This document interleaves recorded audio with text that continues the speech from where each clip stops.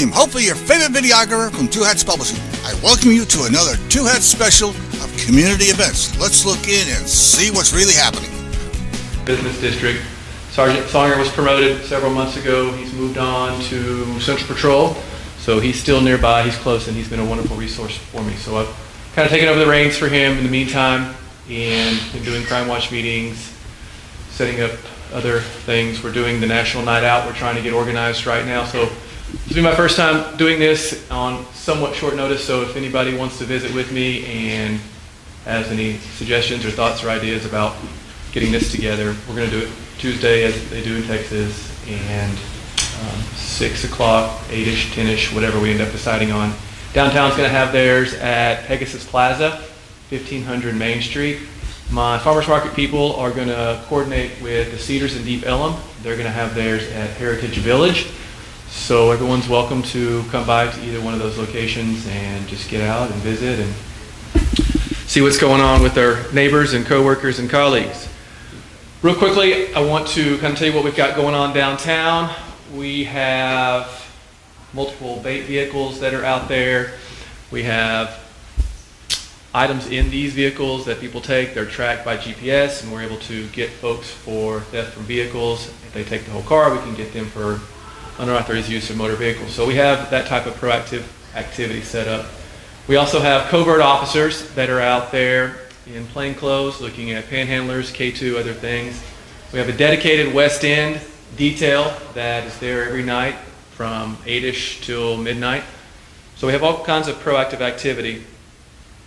And as far as making arrests downtown, we have made 162 felony arrests to date, 137 bodies. So some of these individuals have more than one felony warrant. So we're out there active. We're doing proactive things with our covert and K2. We're making arrests. We have patrols set up. So CBD is working hard to make downtown a place that people want to come visit, work, live, etc. So when Songer did this in the past, I think he might have gone over some of the statistics. I'm not going to go into as much detail as Songer might have gone into. If you want these numbers, you can email me and I can send this out to you. So what I'm going to kind of give you is a snapshot of what happened from July to August and kind of give you an idea of the numbers. Overall, we're looking pretty good right now. When we talk about aggravated assault, we have a reduction in 5. When we look at BMVs, we have an increase in 5, unfortunately. Burglaries of businesses, a reduction of 2. Burglaries of residents, a reduction of 1. So this is from July to August. When we look at some of the violent crimes, we have a reduction in 1 robbery.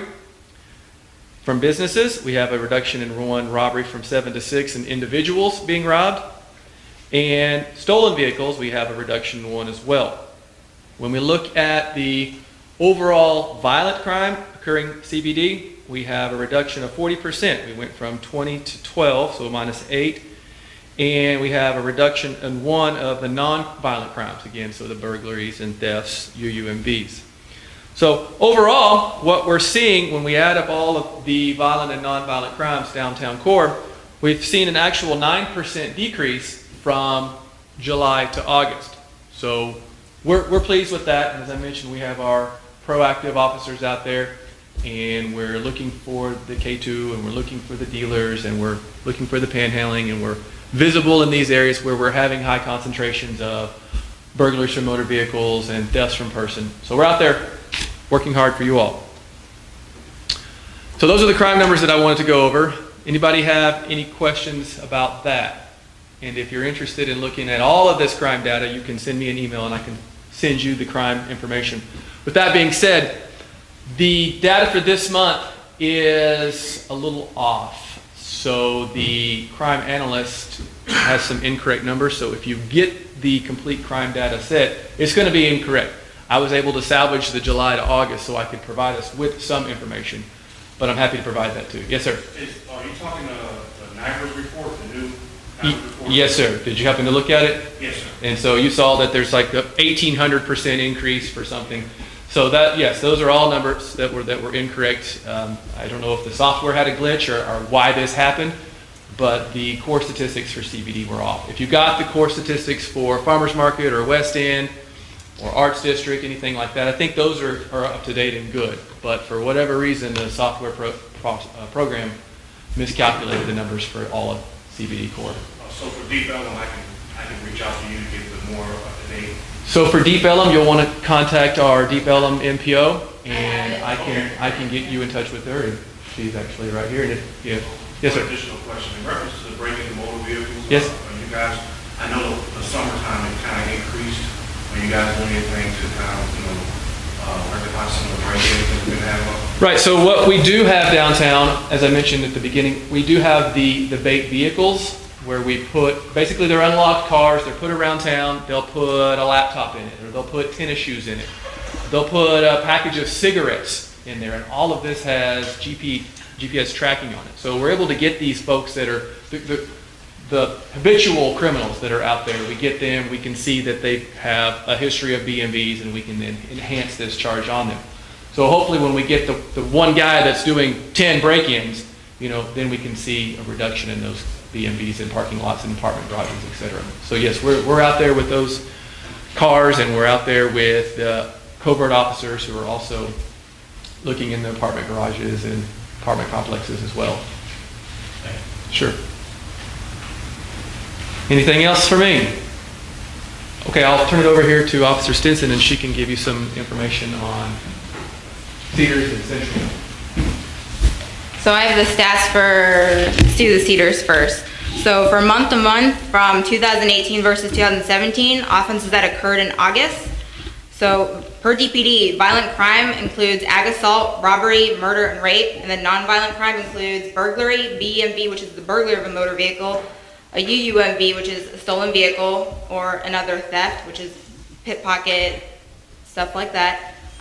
So the numbers are violent crime, last year versus this year, it's down 1 offense.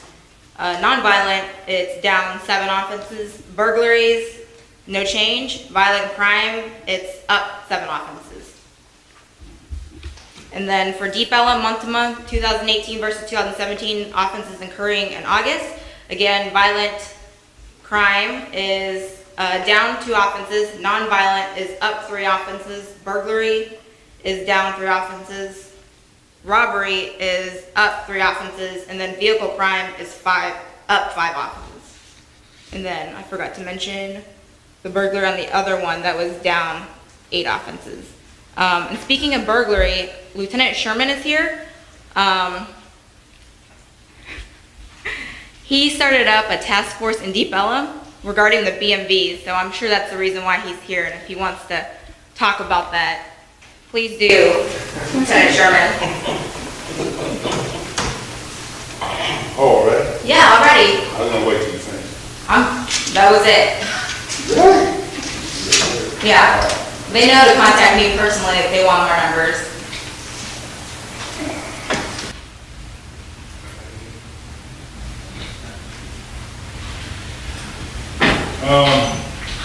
Finish a little bit, The Deep Ellum Task Force was created basically for robberies. We were having a big problem. Late on 3rd watch, early the 1st watch, started about 8, 9 o'clock, along with all the other issues that the area gave us. So we ended up pulling originally 4 officers from Deep Nights and 4 officers from 3rd watch to create the task force. One of them went back, and I had to pull actually one from the MPO. We're currently down to 7, and 1 MPO went federal, so he's gone. But there's been a reduction in the robberies. The quality of life issues, unfortunately, tend to continue because of the club. And a check on my guys turned out right around 2 o'clock. They're usually in jail. They've made the arrest when the club starts to let out. So to help with this, besides the Deep Ellum itself pays for 10 officers to be down there, and then we have an additional overtime. It's 16 officers. 16, and then we have an additional overtime comprised of, I believe it's 16 is 16 officers and 2 sergeants. And so they're down there till about 3 o'clock, 4 o'clock in the morning. And that's greatly reduced the number of complaints and issues that have gone on. Any questions about the depot?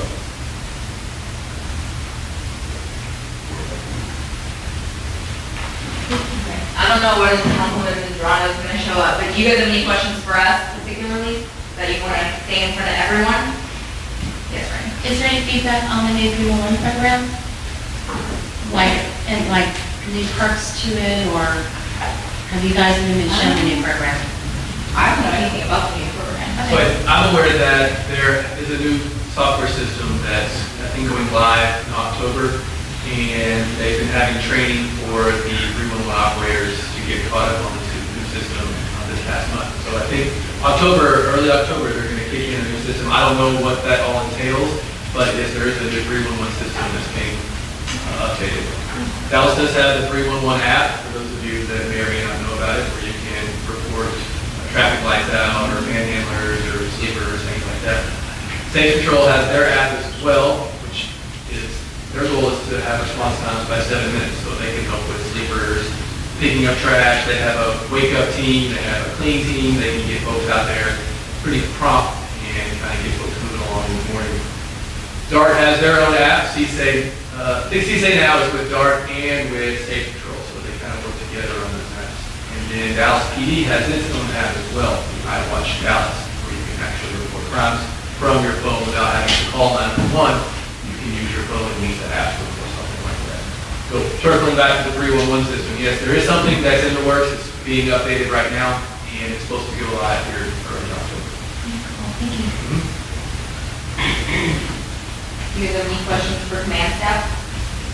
Well, I'll come down and speak a little bit. I'll lean up against the podium. So for those of you that don't know me, I'm the night major, and my name is Robert Arredondo. And I've been on the police department about a little over 22 years now. And when I began, I started at Central. So I'm very familiar with Central. Although some of the boundaries have changed a little bit, I'm quite familiar with some of the issues and things like that. Going back to Deep Ellum, Lieutenant Sherman, I talked to Lieutenant Sherman. I said, hey, we got these robberies going on. You know, these good people out there trying to have fun, and they're getting robbed, and we need to do something about that. So he came up with a solution. And I know that doesn't help Cedars, and it doesn't help CBD and Central proper, but you know, we're trying to work this thing and move things around. And as things maybe slow down a little bit in Deep Ellum, well, maybe we can move them to Cedars, move them to different areas. We realized that we displaced crime when we put that many officers in one area. But folks, let me tell you, we had to do that for what was going on at the time in Deep Ellum. It was very difficult. We learned that we had to be there. We could not respond to what was going on. We couldn't react to it. We couldn't get there. So we learned that we had to be there during certain days and certain hours of the night in order to be effective and try to reduce some of those violent crimes that were occurring. We haven't batted 1,000. We didn't stop everything, but we have definitely improved much of the violent crime that was going on. So I realize the Cedars has some issues, especially quality of life issues, and we're aware of that. And Officer Stinson does a good job of putting out information and getting that to the Cedars folks, and we're looking at finding a way, and that's why I brought the Cedars lieutenant here, Lieutenant Sherman, so that he can hear your concerns, so that we can start to address those as best we can. And it's a difficult situation. I've talked to downtown Dallas, DDI. I've talked to those folks. You know, there's a lot of pressure to keep them out of the parks, keep them out of the business areas. Well, they got to go somewhere. You know, if the bridge is full, or these other places are full, well, where do they go? So we're in a constant battle within ourselves of trying to please the different entities. I don't say, that's probably a bad way of saying it. Try to help the different entities the Cedars, CBD, Deep Ellum, and Old East Dallas. So, but know that we are aware of it and we are working to try to address some of those concerns. So with that said, is there any questions or new concerns regarding Cedars or any other areas that we can discuss? Yes, ma'am. I don't have a question, I just want to commend all of you all. I've had so many people reach out to me over the past week about how quiet the Deep Ellum Community Watch page is and Deep Ellum Uptown Officers Corner. So you all have made a phenomenal impact. Well, thank you. And I know it probably can't last forever. Yeah. But thank you so much, because it's been really refreshing to have all of Right. the pages. And like I said, some of that was just needing to learn what our response needed to be. It was we were kind of just spinning our wheels when we were trying to react. We couldn't react to things. We couldn't get there. We couldn't be there. We didn't have enough manpower in the area. So we moved some, as I like to say, we moved some tiles around, and we're able to respond and hopefully be more effective. And I guess we have been. So that's good to hear. Thank you. Any other questions, concerns? Yes, sir. I just have one question, Major. The overtime that you guys have been doing until Labor Day, you guys are still doing it. Do you have a foreseeable time when it will end and be done? I have not been told that it will end anytime soon. I think we're waiting to see what what crowds are like. As you can see, they're still growing. Even this past weekend, while it was raining, Saturday night was still a very large crowd. And I think we're doing a good job of handling it. There's still some issues. So I don't see it going away, but do not quote me, because I don't know. We appreciate, Yeah, no, that's a great question, and I'll ask Chief Anderson if he foresees it going away and get back to you. Uh-huh. Anyone else? Yes, sir. As the extra 150 beds that the city has added to the seating for two shelters help? I don't know, to be honest with you. Can someone? Representative from Okay, great. Homeless Solutions. Great. Hi, everyone. Monica Hartman. I'm with the Office of Homeless Solutions. Related to the 150 beds, it has not started yet. So we have a contract tomorrow that's on the city council agenda with the bridge. So that's for 50 beds. So we hopefully will get council approval for that. And Dallas Life, we already had that on the council agenda. We're still working through some items related to the contract, so that has not been executed yet. But we're hopeful that everything will be ready to be implemented October 1 for the additional beds to be available. All right. Any other questions from anyone? Statements? Hey, let me come on down.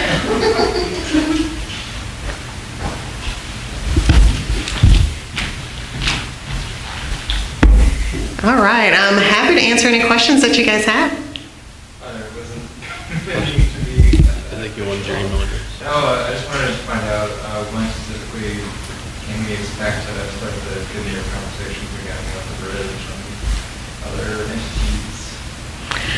So I believe that's going to be very, very soon. I actually had a meeting with the bridge this past week with both the bridge leadership and their board chair, and they were talking about specific people from the community. So farmers market, Cedars, downtown, working through that to select people to be on their board so that they could really have a better integrated conversation. So they're very excited about that.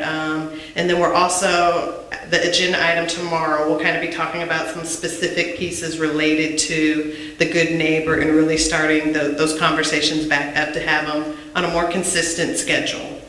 Thanks. You're welcome.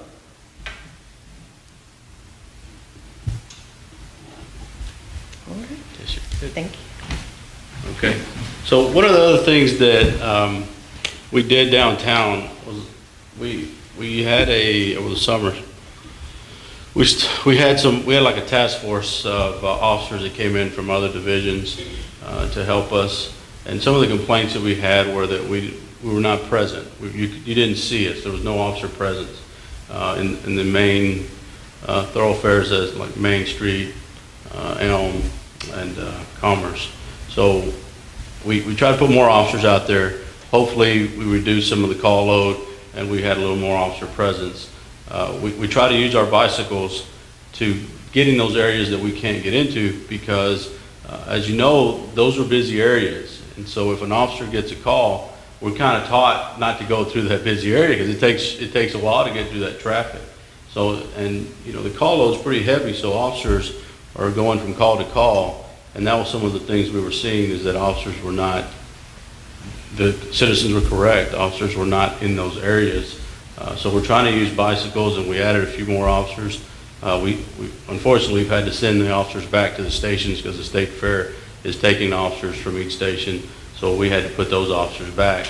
But we're hearing you, and we understand that we need to put officers in the parks and in those heavy traffic areas as well. But the officers just don't go through there that often because traffic's so hard to navigate during those times. So, any other questions? Anything that I can elaborate on, or anything that you're thinking that we should be doing, or anything that we can help with? More horses for the night patrol. That Yeah. is phenomenal. Oh, they're great. Visual. They're great. And have you ever stood next to one? Mhm.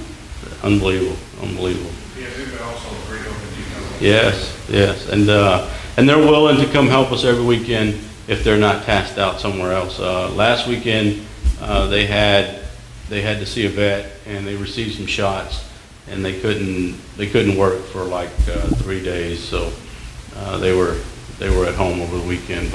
But I see them coming back this coming weekend and in the future as well. So. Yes, sir.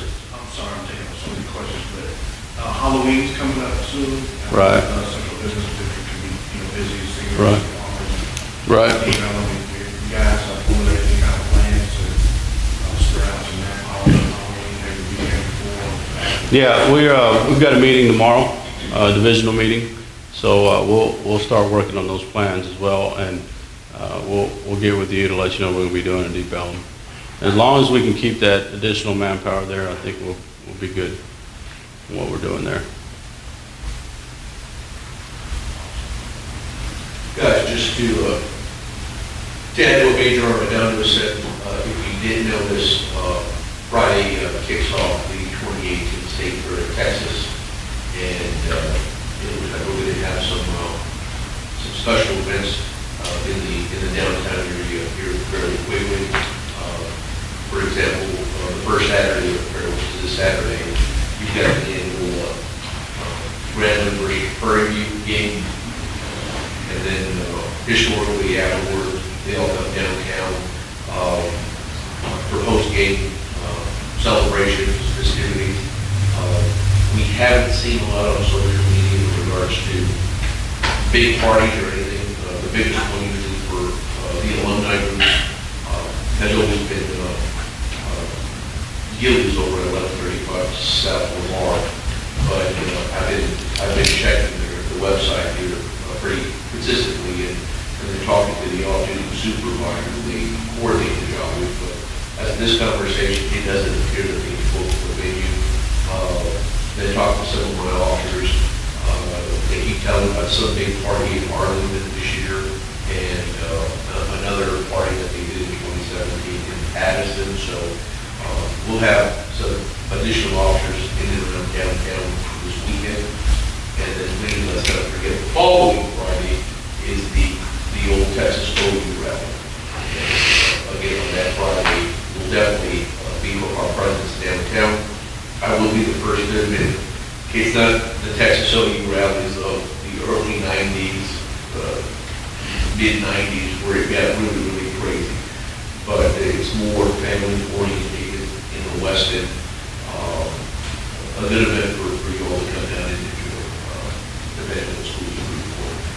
But we got those two events coming up pretty quickly here.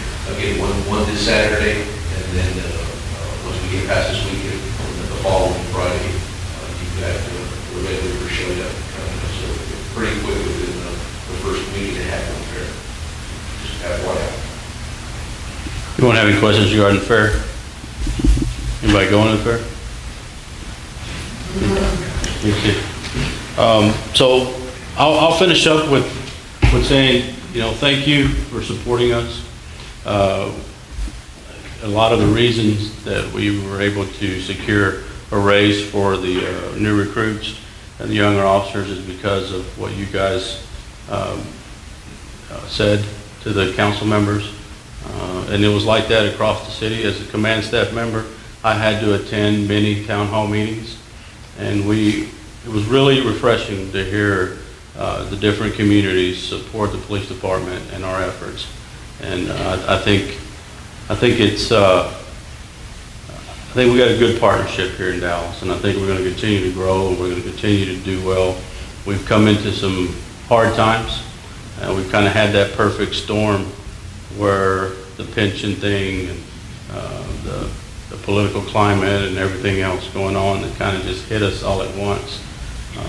But it's important that we have y'all support, and it does mean a lot to us. And obviously we have to keep your trust. Keeping the public's trust is very important to us and what we do. And the only way we're going to be successful as a city is if we work together and trust each other. So keep calling us, report these crimes. Don't feel like you're bothering us, because you're not. It's our job to answer your call. We can't develop information.